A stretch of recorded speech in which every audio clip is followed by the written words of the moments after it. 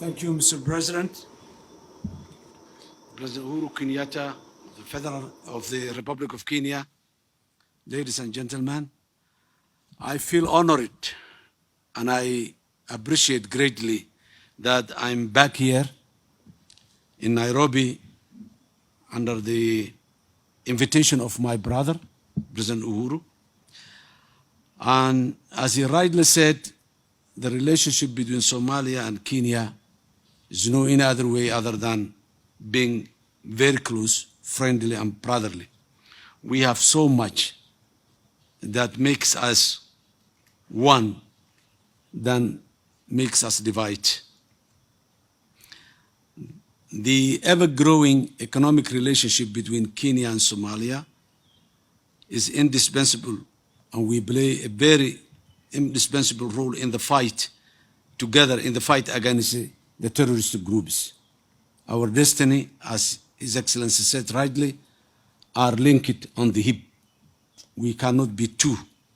We are one and one. Kenya and Somalia has been neighbors for a long time in the history and will remain neighbors.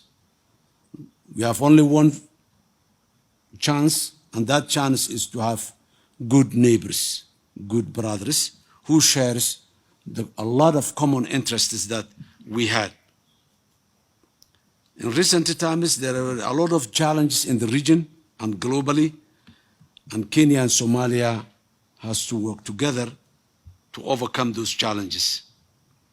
My government is committed to repair relations between the two countries and hasten the implementation of the JCC, Joint Cooperation Committee, which, as you rightly said, Mr. President, initiated in my last tenure, and I'm confident that reviving the JCC will bring our two countries more and more closer.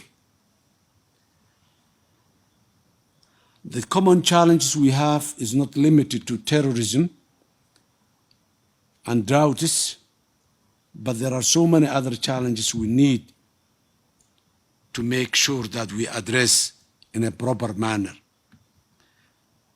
Besides the droughts caused by the climate change, which Kenya and Somalia has contributed less, but as a global partners, we are taking the full consequence of what has happened in places that are too far.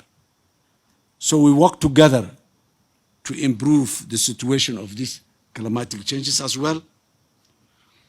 And we have a common understanding in all those issues. It was an eye-opening today to sit with His Excellency, my brother, President Uhuru, with his ample experience in many of those challenges and in this region. I really appreciate the good heart opened for Somalia from this side, and we will do the same from our side. Our economy as well is linked together since we believe common market principles. Somalia will remain an open market for the region and for the world at large. My motto during the election time in Somalia was Somalia in peace with itself and in peace with the rest of the world.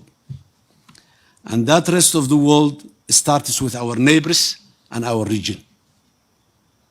Somalia has many challenges, and I'm glad today to hear His Excellency's commitment that Kenya will further increase the level of cooperation, the level of support given to Somalia.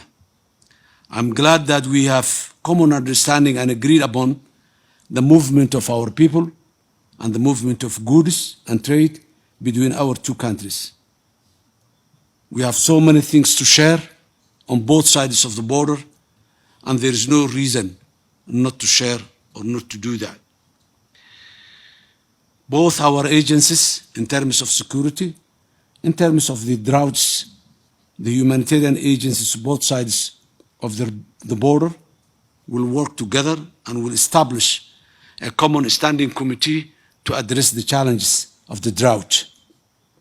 Since both sides of the border are living the same people, we have to work in the same manner and to address the challenge we had in the same manner. Again and again, I would like to say thank you very much, Your Excellency, and I really appreciate the welcome reception that I have been given to me and to my people. I really feel honored to be here in Kenya and in particular in the State House with your presence. I thank you, Mr. President.